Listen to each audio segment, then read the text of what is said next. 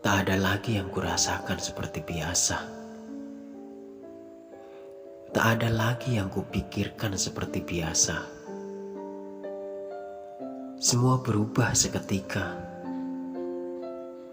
Semua tak lagi berjalan seperti biasa. Sebab yang biasa telah menjadi tak biasa. Memang aku hanya bisa memberimu bahagia yang sederhana. Sesederhana kesepianku saat ini. Mungkin yang kulakukan selama ini adalah percuma.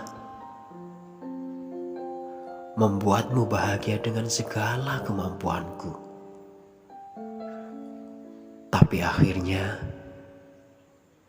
kau memberi kabar padaku bahwa hari ini adalah hari pernikahanmu. Tepat sekali menjadi hari patah hatiku. Terima kasih telah merusak tujuan hidupku.